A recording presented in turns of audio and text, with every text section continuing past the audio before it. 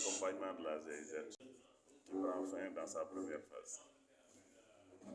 Mais l'accompagnement ne se limite pas là. Ça a permis de développer une autre conception en perspective du démarrage d'un nouveau projet. C'est ce qui nous réunit ce matin, de faire le point sur le projet Diapol, qui est à la fin de sa première phase, et d'ouvrir des perspectives en partageant sur la note conceptuelle du projet qui va prendre le relais du projet Diapol. En tout cas, ils ont accompagné dans l'élaboration de documents stratégiques au niveau de la région de Sédhiou, mais aussi au niveau national, toujours dans le cadre de la préparation du Sénégal, dans le cadre de la RED+. Le Sénégal a eu des engagements dans le cadre de la Convention 4 des Nations Unies sur le changement climatique, matérialisé par un document stratégique en termes d'engagement qui synthétise tout, qui est la contribution déterminée nationale. Et la RED+ aide à contribuer un tout petit peu à cette contribution nationale, en même temps que l'on développe dans d'autres secteurs, transport, industrie et autres, en termes de réduction des émissions et d'adaptation au changement climatique, que l'État du Sénégal s'est engagé à respecter dans le cadre de ces documents. Et là, nous sommes dans le secteur agriculture, foresterie, autre utilisation des terres, qui est un secteur clé dans cette contribution nationale déterminée, mais spécifiquement du sous-secteur forestier. Et il faut aussi apprécier l'accompagnement de la GIZ, la coopération allemande, sur cette mission-là, auprès de la direction.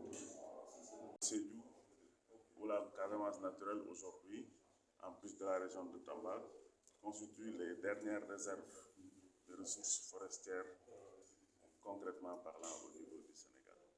Si nous ne faisons pas d'efforts de préservation de ces ressources-là, en y instaurant des dispositifs et des outils de gestion durable, il va de soi que nous risquons de voir ces dernières ressources forestières disparaître.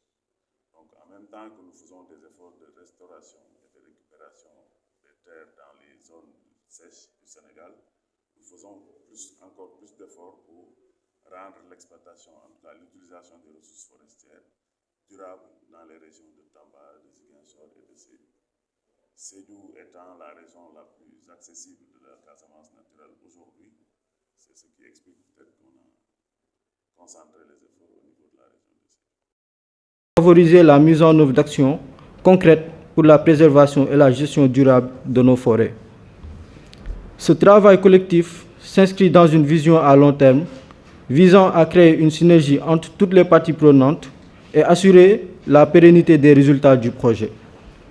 La contribution de chacun à travers ces échanges sera déterminante pour élaborer une stratégie cohérente adaptée aux réalités nationales et pour attirer l'engagement et le financement des partenaires techniques et financiers. Je vous invite donc, à l'issue de cette présentation, à participer activement aux discussions, à formuler vos observations et suggestions afin que nous puissions, ensemble, finaliser une note solide, opérationnelle et représentative de l'ambition de notre pays. En conclusion, je tiens à remercier toutes celles et ceux qui, de près ou de loin, ont contribué à la mise en œuvre du projet Diapol CE. Je remercie également notre ministère de tutelle, à travers la direction des eaux et forêts, chasse et conservation des sols, qui n'a ménagé aucun effort pour l'atteinte des objectifs communs. Ensemble, poursuivons nos efforts pour une gestion durable de nos ressources forestières, pour le climat, pour la biodiversité et pour la vitalité de notre pays. Je vous remercie.